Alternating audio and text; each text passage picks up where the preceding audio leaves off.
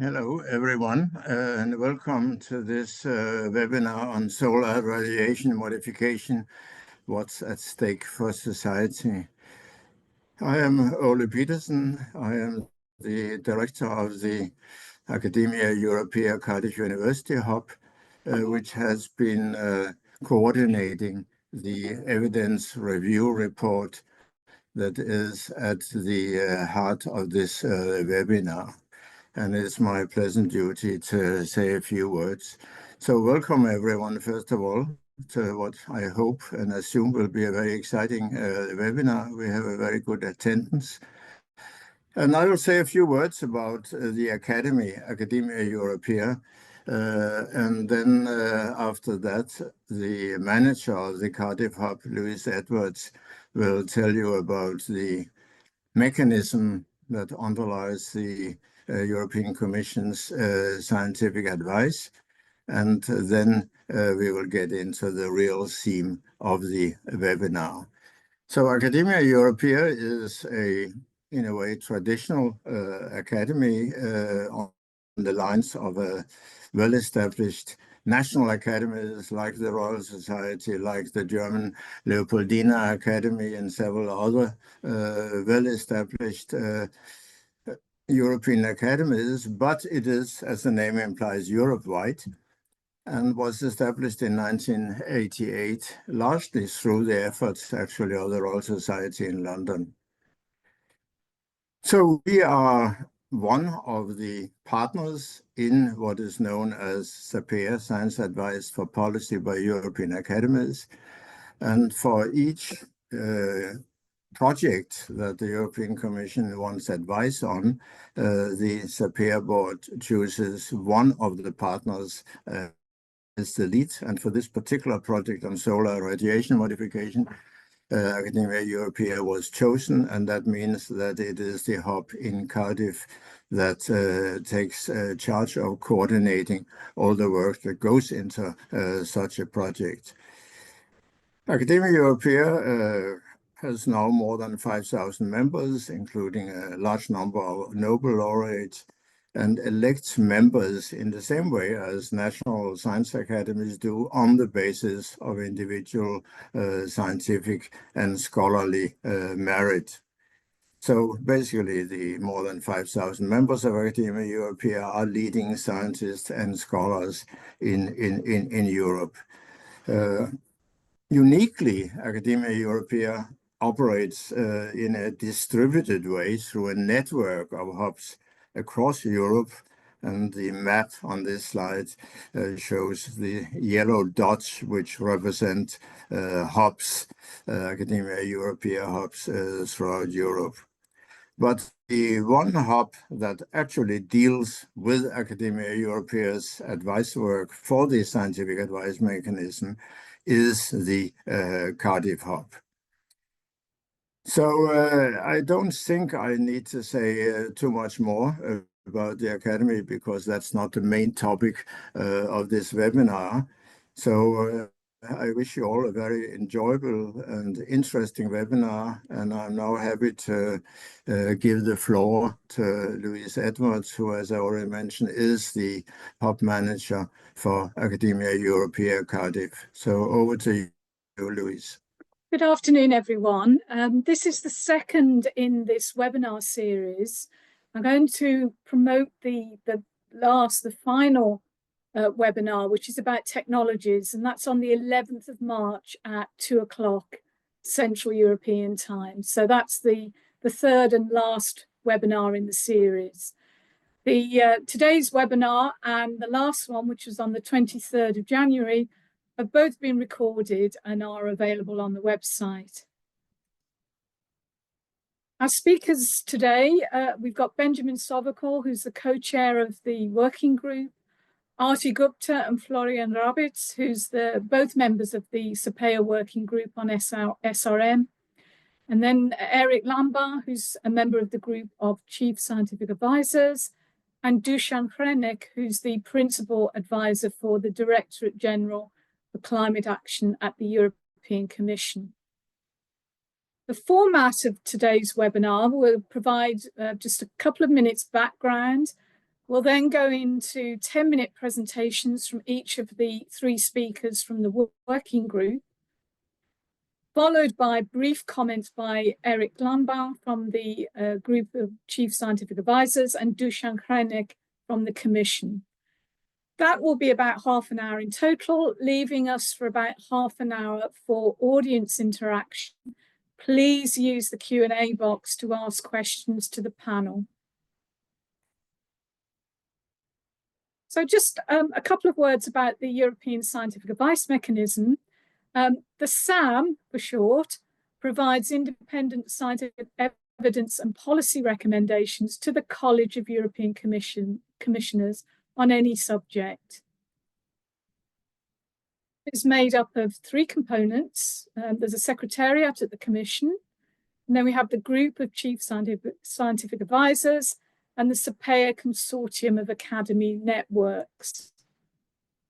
The advisors are 7 highly qualified experts from different backgrounds, different disciplines, both social and natural sciences, and it's they who make the policy recommendations in response to the request for advice.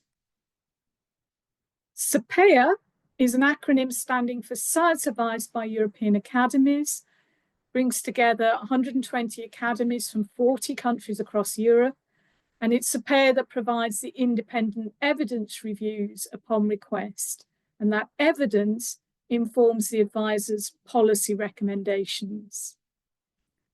So this shows how it works. The European Commissioners can ask for advice on any topic. The SAPEA working group will review the evidence and write a report. The advisors then write a scientific opinion based on that evidence, and we deliver that advice back to the European Commission. So specifically on SRM, in 2023, the Vice President Timmermans asked the European Group of Chief Scientific Advisors to assess the risks and opportunities associated with research on SRM and its potential deployment. And 2 sub-questions: how can we address the risks and opportunities associated with research on SRM and its potential deployment? And what are the options for a governance system for research and potential deployment, taking into account different SRM technologies and their scale? So SAPEA, as I've mentioned, did the evidence review report. It did that based on a working group of 20 experts from different disciplines, countries, career stage, stance on SRM. And the report, which is in the public domain, you can see on the right-hand side, has an introduction, 3 chapters on the science and technology background and issues, which we're not covering today. That will be the topic on the 11th of March. But what we are covering today are 3 chapters on the social science-related backgrounds and issues. And the final chapter of the report was a set of policy options. So I'm going to finish at that point and then now hand over to Ben Sovacool. Thanks very much, Louise, and good to see everybody here. If you can enable me to share, there we go. For efficiency, we're all sharing our own slides today, which makes it a little easier on poor Louise. So our report really does typify what I think the scientific advice mechanism and SAPEA are supposed to do. She mentioned all others, and you do have 2 other members of the group here who are going to speak soon, RT and Florian and myself. There is me and Johannes getting coffee in Germany. But you can see here on the left, this is just the full group. And I like to show it because it does imply, you have 3 of us here, but it is really the collective brain power of these colleagues behind the report and outstanding chapter scientists, Chad Baum, Livia Fritz, and Sean Lowe. This also shows you at a high level how the report is structured, and the seminar coming up later will cover chapters 2, 3, and 4, but I'm delighted that half of the report is on the non-technical aspects of SRM, which is really what we're going to unpack today. To do that, I wanted to just tease very quickly into some of the technical aspects for those that maybe aren't familiar with them, and because they do found a lot of the social science work. And so we do give a definition of SRM, which is very helpful. We call it a deliberate, and large-scale intervention in the Earth's climatic system with the goal of basically addressing climate change, reducing the impacts of greenhouse gases or lowering temperature.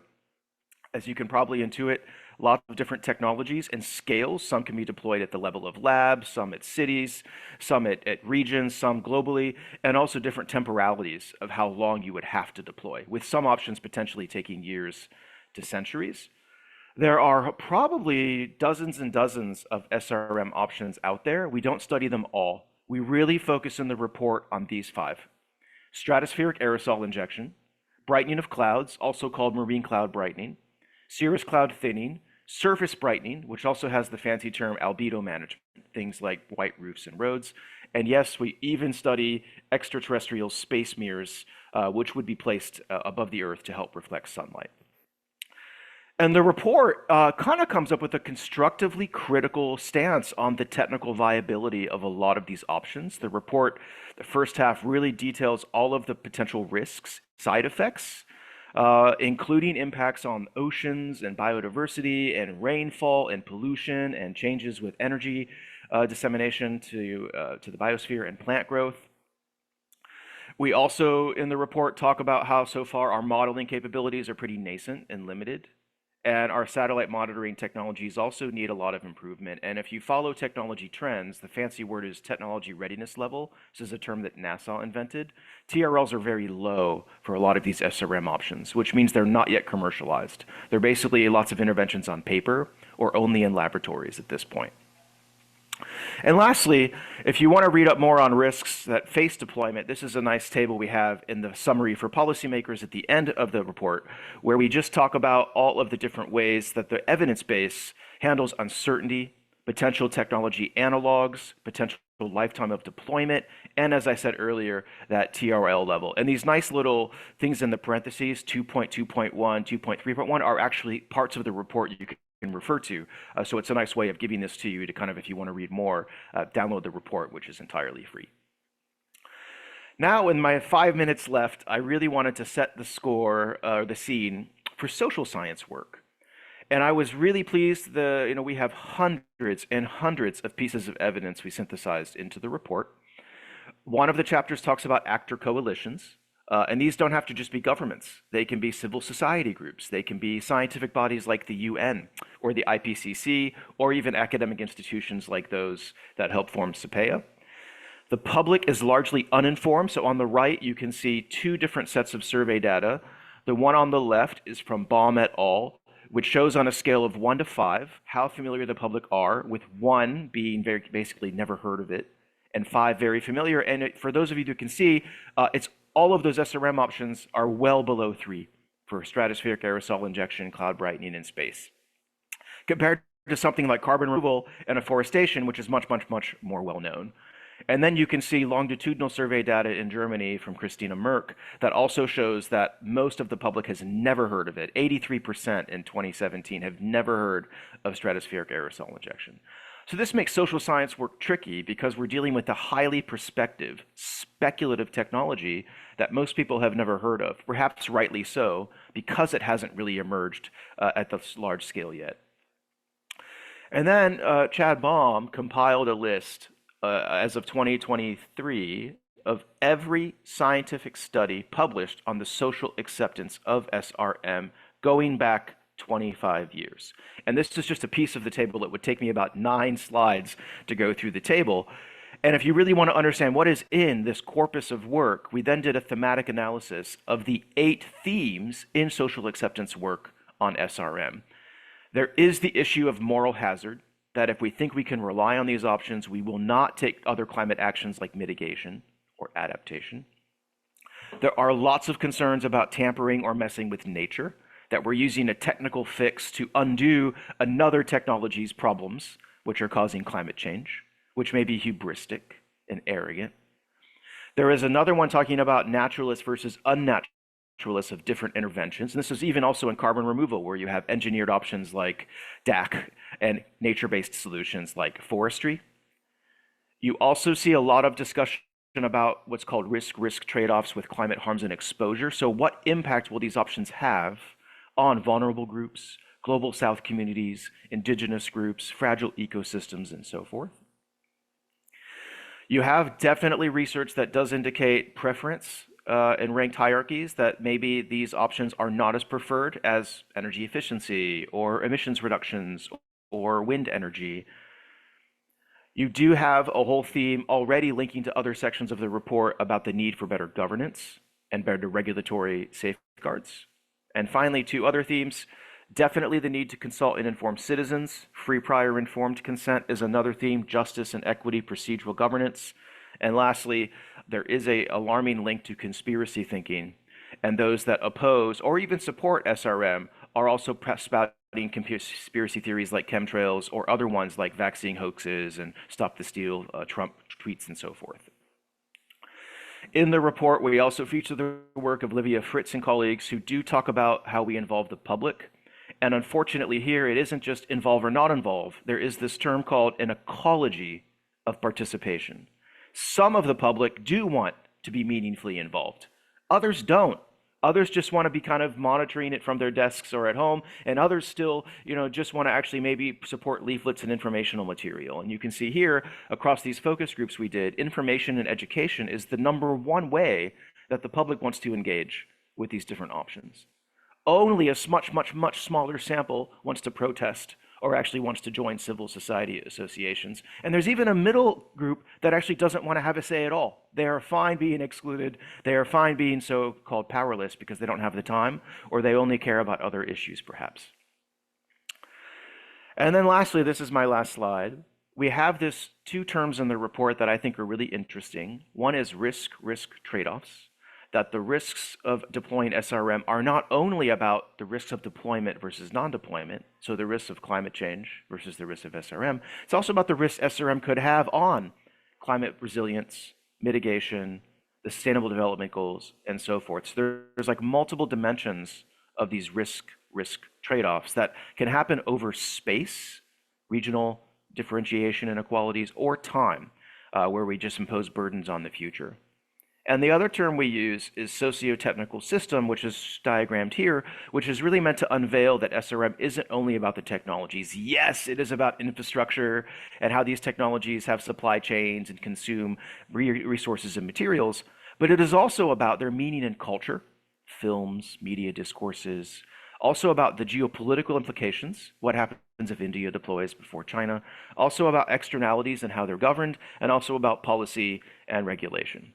And only whole systems approaches that capture this complexity of variables will really get you an accurate picture of the future of SRM, which makes it incredibly challenging because you need large interdisciplinary teams to do this, but also perhaps hopeful because it implies there are lots of leverage points that are not only technological.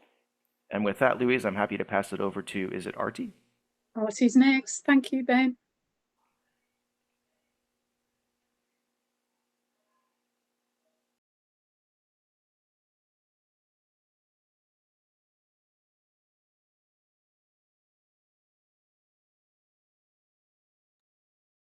Can you see this? We can. It's beautiful, Artie. What nice slides you have. Thank you, Benjamin. Okay, well, thank you very much, Louise. Thank you, Benjamin, for setting the stage to the social science part of our report as well. And what I will do is I will address some of the findings from our evidence review report on research governance, and then I'll pass on to my colleague Florian to address the global governance, questions of deployment, etc. So with that, let's see, how do I go to the next slide? Yeah, research governance. So what our report points out are a number of core questions, requirements, and challenges relating to SRM research governance. And those we've organized according to these 5 categories. I'm synthesizing a little bit here. And those 5 issues are, first of all, a crucial issue of demarcation. How do we demarcate between laboratory research, field research, technology development, and deployment decisions? And this demarcation is, of course, very essential to support political decisions on what to permit, control, restrict, or prohibit as desired. So that's one set of issues. The second set of issues we cover in our research governance segment of the report is whether narrow or broad impacts of research experiments are to be assessed, either direct environmental impacts or also broader political social impacts. A third set of issues we cover is how to govern research in order to actually facilitate more informed decision-making, a core issue. A fourth question, very important issue, is how to ensure oversight over and transparency, not only of public, but also private research. And finally, the fifth issue we cover is how to govern research in a manner that can avoid the risk of mitigation deterrence. So what I'm going to do in my 8 to 10 minutes is I'm going to touch on some of our findings on each of these 5. And of course, we have almost a 200-page report, so I can only just highlight some of the key points. And I will just place as a reference at the bottom of each slide the scientific opinion recommendation that engages with and discusses the particular issue, these 5 particular issues. So with that, moving to the first one, the demarcation question. What we show in our report, our ERR review, is that scientific literature points to some core challenges here on this question. One of those core challenges is how to actually distinguish between small and large-scale outdoor experiments, for example, where to draw the line, and how to decide on safe thresholds for activity and impacts. So there's a lot of discussion about this question in the literature, but it remains a very challenging issue. The second point that's discussed in the literature is how to avoid the risk of a slippery slope from field research to potential development of deployment capability.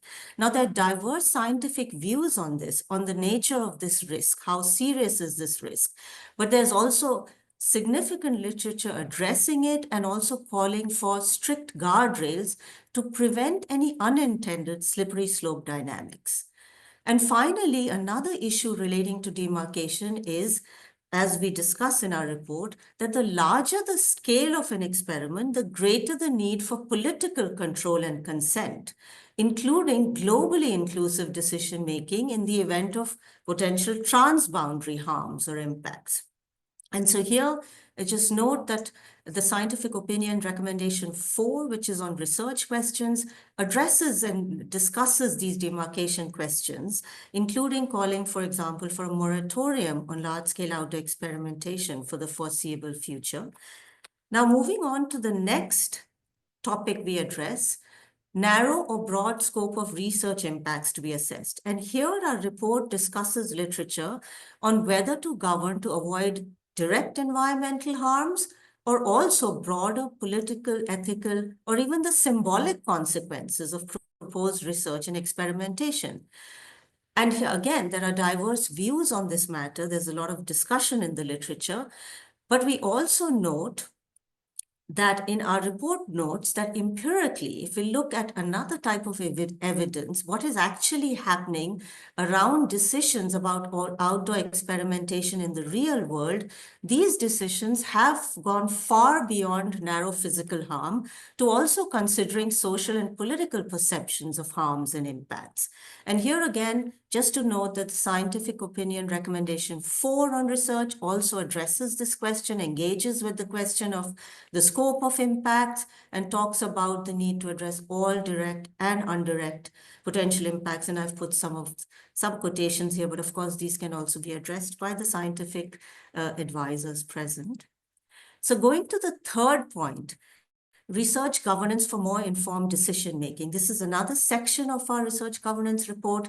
And here we talk about a core issue for research governance, which will need to be tackled in setting up research governance frameworks. And that core issue is that the risks posed by SRM ultimately require information about long-term effects of deployment at planetary scale over a sustained period.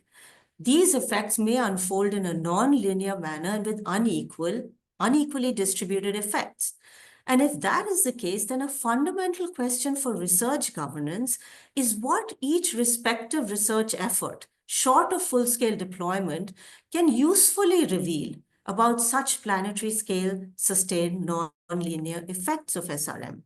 So we point out in our report that it's important to acknowledge the potential limits to knowability through research, given these nonlinear effects that cannot be extrapolated from small-scale or even large-scale field testing. Some postulate in the literature the need for a concerted interdisciplinary effort to identify what the limits of such knowability might be. The literature also notes, however, the risk that research may provide a false sense of security, that decision-making in the future is going to be facilitated via the research that is underway, even where this may not be the case. So this is, again, an important set of questions we cover in the research section, and also, of course, taken up in the advice as well. Now, coming to the fourth point we cover, very important issue is how to devise governance of research to also address private research, not only public research. And what we highlight in our report is that internationally speaking, the target is our states of legal obligations, but the onus remains on states to regulate and exercise oversight over private SRM research activity within their jurisdictions.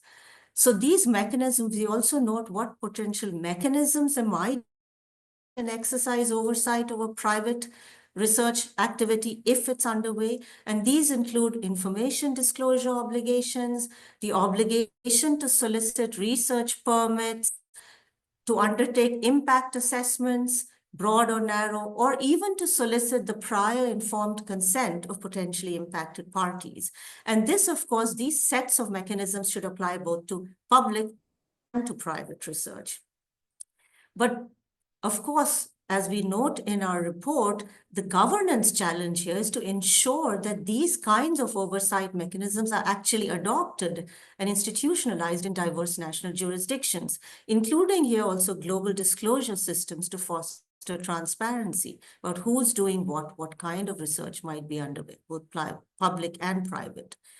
Finally, another important point we note in this section is that the commercial implications of any SRM research remain highly under-assessed. And this could include selling cooling credits, something that's been much in the media recently, but also any upstream outsourcing of infrastructure innovation or intellectual control through patenting. So again, as we note in our report, this requires research governance and oversight as well.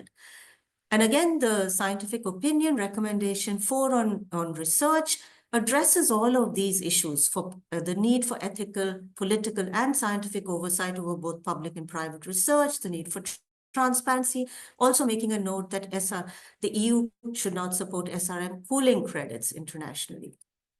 Finally, and this is my last slide, governing research to avoid mitigation deterrence. Now, on this important topic, our report notes that mitigation deterrence is notoriously difficult to empirically assess.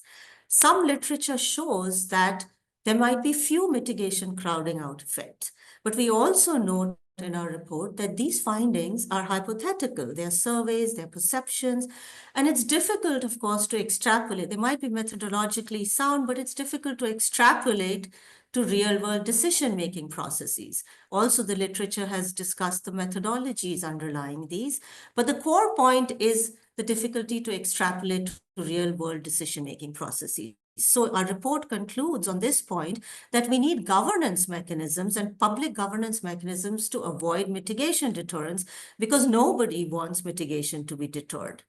And here we note that the EU's Green Deal and other climate policy commitments should be a key guide.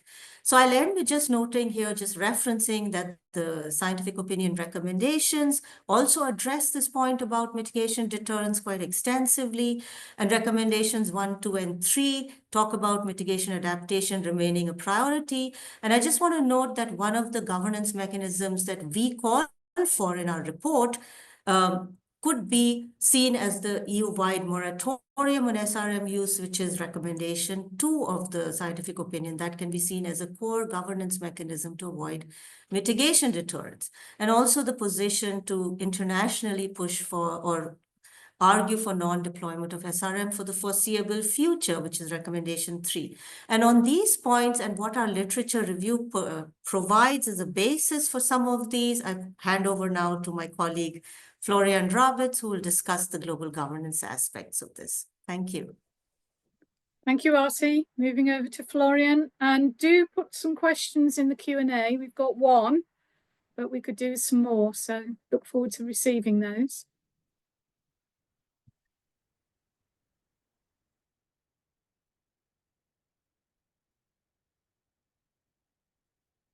Okay, should I start, Louisa? Yep, that's good. Okay, right.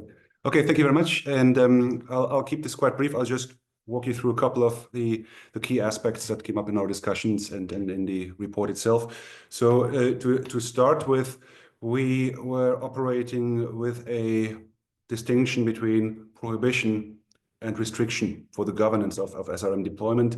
So restriction, of course, means that you allow for some kind of controlled use subject to international oversight, subject to, for instance, the existence of mechanisms for liability and redress, whereas prohibition is effectively the moratorium that also the scientific opinion of the group of chief scientific advisors calls for. And since SRM is largely speculative, and since SRM governance is largely speculative, of course, we had to draw on a lot of analogies from other issue areas. So specifically in Chapter 7 of the report, we were mostly looking at governance arrangements for ultra-hazardous activities, for high-risk technologies, also for weapons of mass destruction, where you can draw some kind of analogies to SRM governance. Now, one thing that is perhaps worth mentioning at the outset is that in general, it is relatively unclear how the deployment of SRM could ever be consistent with the precautionary principle. And the precautionary principle, of course, as you all know, is really at the core of the European approach to technological risks. And so the existence of the precautionary principle as such, of course, points rather towards a prohibition regime rather than towards a regime that would allow some form of controlled use. We have also had discussions in our group on the meanings of precaution. There is some recent literature that attempts to interpret the precautionary principle in a somewhat different way, especially in the context of moving away from a risk assessment of SRM and towards a comparative assessment of the risks associated on one hand with SRM and on the other hand associated with climate change. Okay, so one of the core considerations for an international regime, such as an international moratorium for solar radiation modification, is a question of legal nature. And in general terms, we distinguish between soft law and hard law instruments. And soft law instruments, that includes non-binding decisions, political declarations, and so forth. One relatively important example here is a decision 1033 of the Convention on Biological Diversity, dating back to 2010, which by many is interpreted as a quasi-moratorium. That is at least what it is frequently referred to. And the advantage of such soft law solutions is that they are relatively easy to also negotiate politically. There is also evidence that states are somewhat more likely to join such arrangements in comparison to binding treaty law. On the other hand, hard law solutions, meaning legally binding agreements under international law, have the big advantage that on one hand, they allow for greater institutionalization. So you might have supporting mechanisms such as compliance arrangements, monitoring, also technical and financial assistance and so forth. And on the other hand, binding treaty law also allows for a greater normative force. So the rules that they embody tend to have a wider reach. And when we look at existing governance arrangements, whether that's on genetically modified organisms, whether that's on nuclear safety, whether that's on weapons of mass destruction, whether that's on certain forms of dangerous biological research, or even the launch of space objects, then we see a clear tendency in international law towards binding treaty-based solutions. A second consideration that is partially related to this first aspect is the question of membership. And in the discussions on solar radiation modification, a central theme is the question or risk of unilateral use. So even in case that there would be some international agreement that would, for instance, prohibit deployment of SRM, it is very likely that this regime would not have universal membership. And in particular, states that are most likely to deploy SRM technology would simultaneously be most likely to not become party to a prohibitionary regime. And so this is, of course, a problem that is very common in international law. It's very rare that we have international agreements with full universal participation by state actors. But of course, it raises the question to what extent a international moratorium, for instance, could be effective if powerful states in particular choose to remain outside.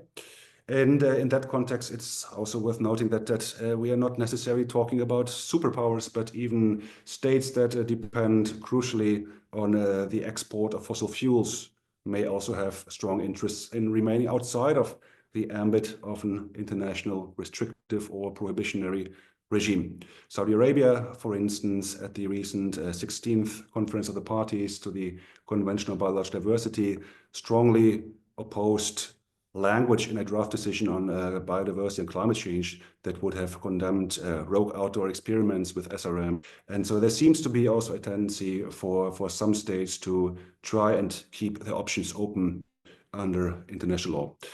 But at the same time, and especially when we look at more robust binding treaty law-based solutions, we can also see that international norms, when they are strongly institutionalized, can have effects even beyond their immediate membership. Okay, so if there would be some form of robust international agreement restricting or prohibiting SRM, then the normative effect of that prohibition could well go beyond the immediate membership.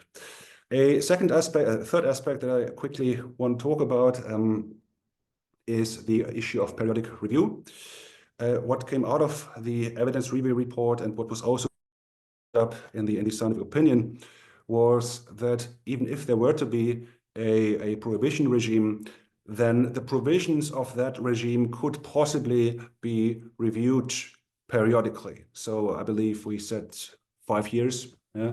And it is in general quite common that international agreements that deal with issues of great scientific or technical uncertainty have some kind of inbuilt review mechanism. A key aspect that would need to be clarified here is how a review under such an international regime would feed into the political decision-making on potential adjustments or amendments to such a regime. And that will also hark back to the question of legal nature in the end. If we would have hypothetically a robust binding international control regime, then it is clear that even based on the outcomes of such a review, a potential adjustment would require formal treaty amendment. So there's also a certain stickiness in the global governance of SRM deployment. So just to conclude, basically, if we look around, if we look at other areas, if we look at the governance of ultra-hazardous activities, of weapons of mass destruction, of all kinds of somewhat similar issue areas, there is a lot of precedent for seeking binding treaty law-based solutions. And if we then also take into account the foundational role of the precautionary principle for the European engagement with risk technologies, then this also points towards a international moratorium on SRM. Thank you very much. Thank you, Florian. And now that completes the presentations, and we're going to ask Eric Lambert, who's a member of the group of Chief Scientific Advisors, to make some comments on the opinion. Eric. Thank you. So first, a very warm thanks to the group of experts who've produced this really clear, extremely useful evidence. It was a major endeavor. You know, it was really a lot of work. In the group of Chief Scientific Advisors, our role was to first really understand clearly as possible, you know, what the evidence was saying, and then translate that, distill that into a few policy recommendations for the EU. I'm not going to review these recommendations because we did so at the previous webinar.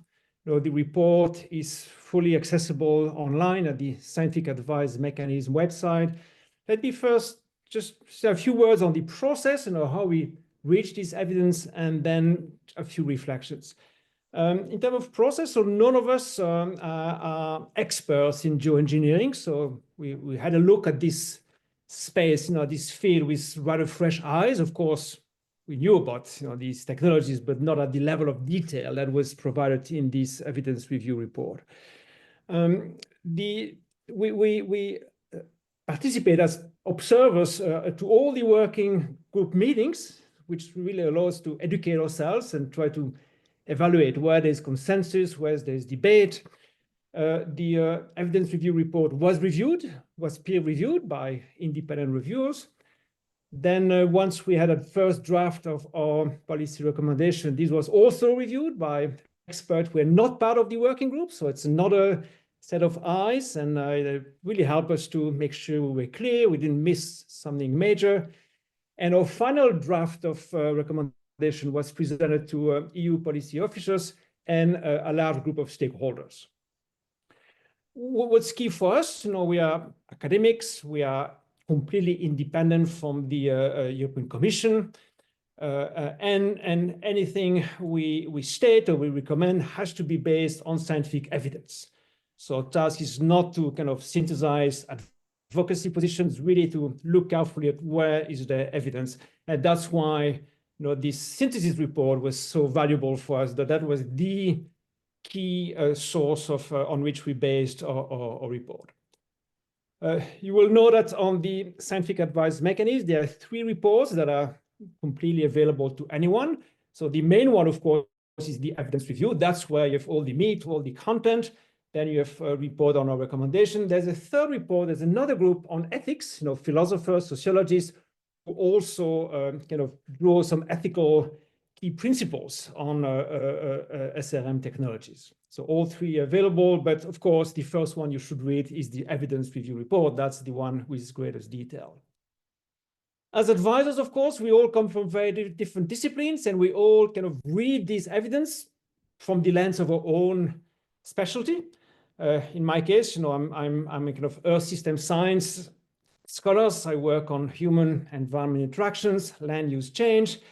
And what it struck me as I was reading all this brilliant work that was synthesized is that the main risk and uncertainty associated with SRM is not so much related to the technology itself. You can always make a technology safer, but it's really related to 2 things. One are the earth system processes.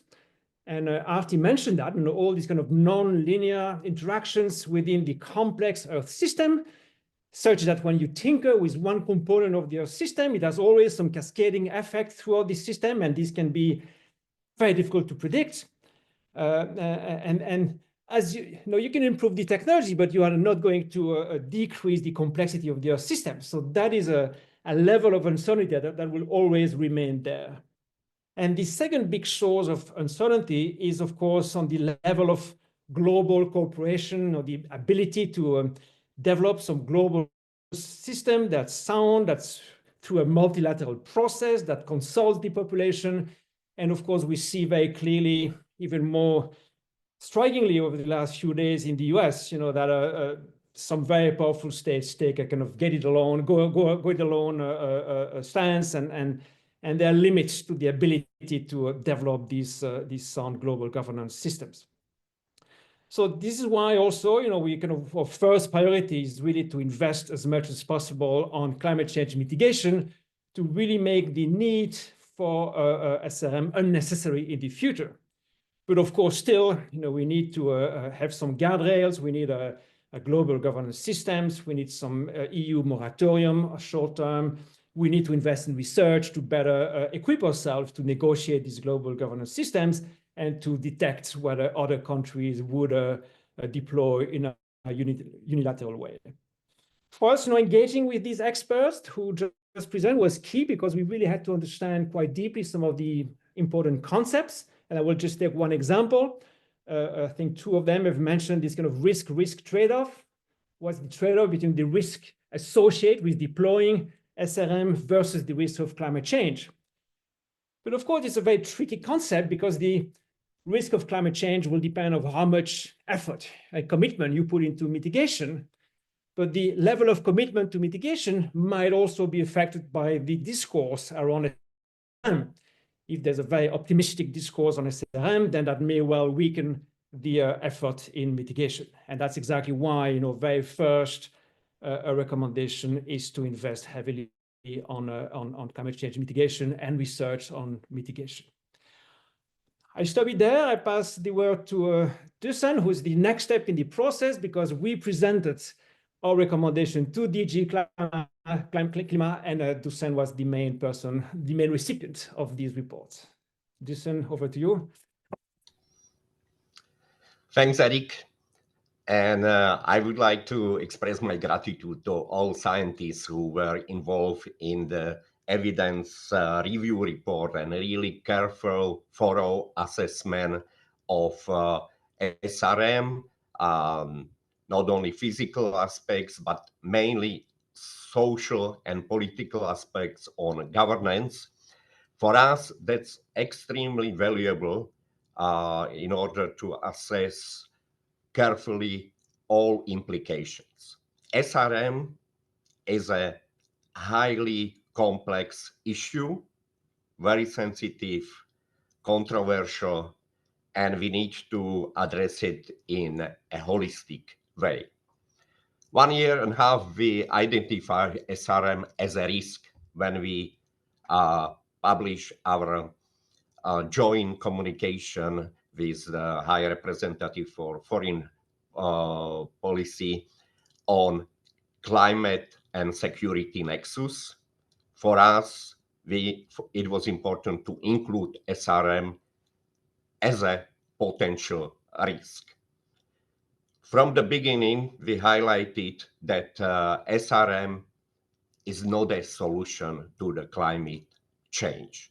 It cannot be a solution because it doesn't address the main issue, increasing concentration of greenhouse gases. And in the current state of development, it would be a really unacceptable risk to deploy SRM. So that was a starting point. But at the same time, we also clearly identified that risk impacts and unintended consequences of SRM, they are poorly understood. There are no necessary rules, institutions for governance, and that we need to address it. And there are really two parts. Physical risk, there are many that could come with the use of SRM, but there are also many risks related to social and political systems, and also many ethical issues. Therefore, we ask also European Group on Ethics to address it and to give us their recommendations. In general, these recommendations are very reasonable, and we will take it into consideration and act on it. But it's going to be, I think, a difficult process to achieve European and global consensus on these issues. And SRM is really a global issue, and an issue that it's having impact on all states, regions, different groups, and to take into consideration, we need really involvement of people. As you highlighted, the knowledge among people is very limited, and this issue could be easily subject of disinformation. Sometimes when I meet students or stakeholders from different countries, and in addition to my main job that it's using digital and space technologies for climate action, I mentioned also issue of SRM. And if I mention stratospheric aerosol injection, a first reaction is, chemtrails. So you are going to use it. And I like laughing that really that it's based on emotion. There is no discussion on knowledge, on facts. It's more on first emotion. And we need transparency, we need oversight. So we have to work carefully on these issues, on governments of science. Therefore, we have already one project funded by Horizon Europe, Co-Create, which is helping us to create rules on governance of research in the EU. We are also looking how to improve our detection capacity, better assessment, and we need to work also on international governments. So that is something extremely important, and the recommendations of the group of chief scientific advisors and of the group, European group on ethics are extremely important, giving us a lot of insights. And also together with SAPEA evidence review report, because this is really full of scientific knowledge, analysis, and provide us a lot of input. So I'm looking forward to work with you on these challenges. Thanks. Thank you, Dušan. And that completes the presentations. We've now got 10 questions, which is rather a lot, and we're not going to get a chance to answer all of them, but we will provide written answers offline. So we will answer your question one way or another. So I'm going to start with the first one, which came in from Matthias Honegger, who leads the Co-Create project, which has just been mentioned. And he's saying, how can the EU shape research today that empowers future decision makers for informed decision making? How can the EU shape research today that empowers future decision makers? In other words, creates the information and knowledge that they would need for the future. So Louise, I'm going to jump in and say, I think that mission has been partly accomplished by the report, which is a synthesis of the evidence meant for policymakers, half of which is focused on governance and ethics. So there is that element of like, that is kind of what these processes are supposed to do. The other one that's interesting, what we synthesize in our report is the expert evidence base. We do not, as Dušan was saying, get into emotions of the public or the non-expert evidence base, and there may be a citizens' assembly or a series of citizen workshops across Europe would also supplement that to reveal the public attitudes. RT, Florian, anything to add? Well, just to agree with you, Benjamin, that I think that is the $64 million question in a sense, or however millions. But I think that exactly goes to the heart of the points that we covered in our research governance section, and particularly also the point that Professor Lambert also mentioned, that what is the kind of knowledge that would help decision makers? What do we actually need to know in order to make decisions? And how would SRM research actually be consistent with EU climate policies, or decision making about SRM research be consistent with broader climate policy, EU climate policy goals? And I think that's where also the recommendations provide various ideas on how to go about ensuring that. Maybe just also quickly to add, I mean, I think it's fairly rare that we wait for hope for full scientific certainty before taking regulatory action. That usually doesn't happen. It's fairly common that political decisions need to be taken under considerable uncertainty, and in such a context to say, well, this is up for future policymakers to decide, that to me also sounds a little bit like pushing the political responsibility into the future. I think there is a clear rationale for acting in the present and not waiting for improvements in the informational basis that may or may not happen. Thank you. Thanks. Question from Sadiq. How do we measure transboundary impacts of SRM research? So if one country does an SRM experiment, what sort of agreement could protect another country from transboundary impact? So obviously part of this is about the attribution science, and it's about our ability to detect experiments. And also we have actors who may want to fake experiments or miscalculate or misperceive or claim there was an experiment when there wasn't. But putting that aside, I'd be really interested from Florian and Arti, what sort of regional governance mechanisms are there to ensure transparency in situations like that?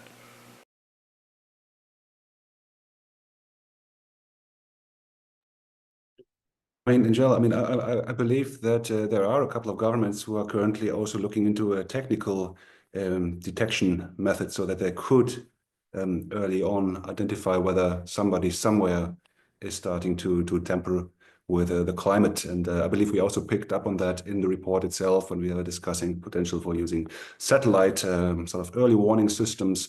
So I believe that there is increasingly also the scope for early detection and attribution.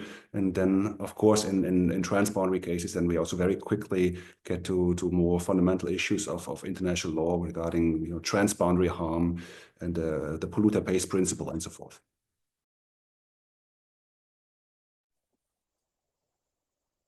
Follow up from that, from Omar, how do we get the Global South engaged in these conversations?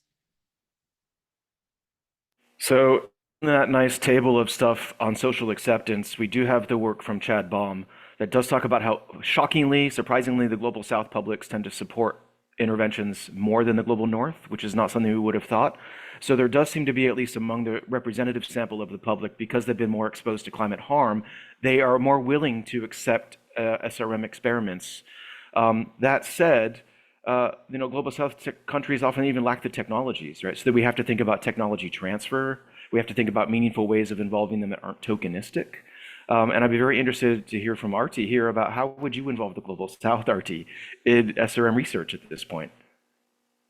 Well, I think that's an important question. And I wonder about who the we are when we say, how do we engage the Global South?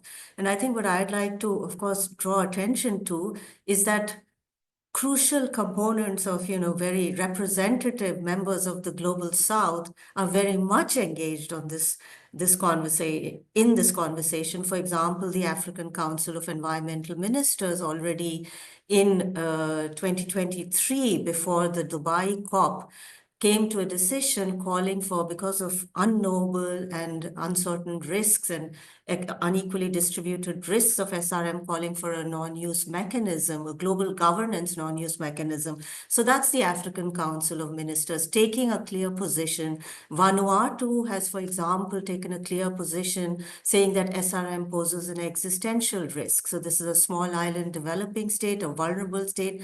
These are public authorities speaking out on this matter. The UNEA 6 conversation that happened in February in Kenya, in Nairobi, Kenya, when SRM resolution there was a first multilateral political negotiation on SRM at the UNEA 6, and there the Global South countries were really taking the lead and saying that there are fundamental concerns and worries.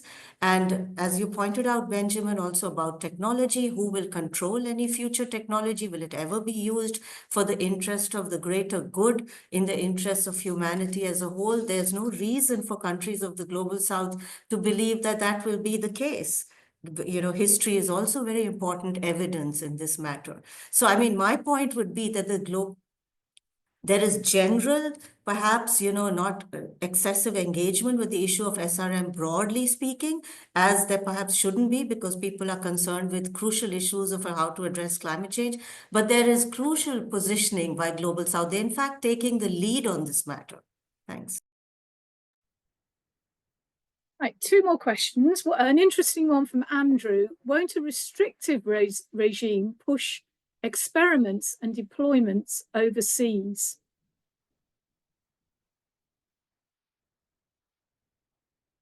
Anyone taking that one? Just quickly, it could.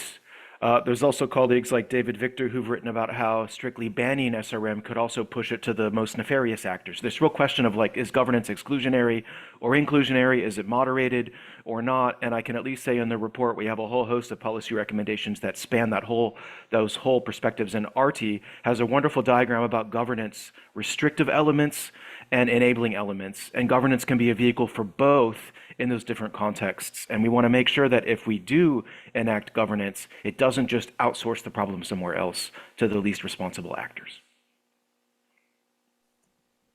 I mean, just to add, the problem, of course, that you never have full perfect participation in international agreements, that is very common, that is the case for practically every world political problem, whether we're talking about, chemicals regulation or anything, literally. But of course, there are also ways through international regimes to affect what non-parties are doing domestically, whether that's through something like non-diffusion or whether that's also through more robust mechanisms that change incentives for those actors. And of course, there are different ways of addressing these problems, and many international agreements have found solutions for this problem of imperfect participation. Thank you.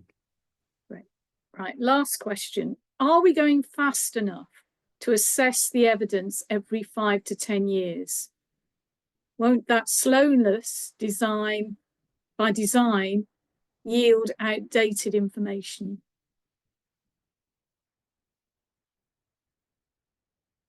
Is it fast enough to look at the evidence every 5 to 10 years?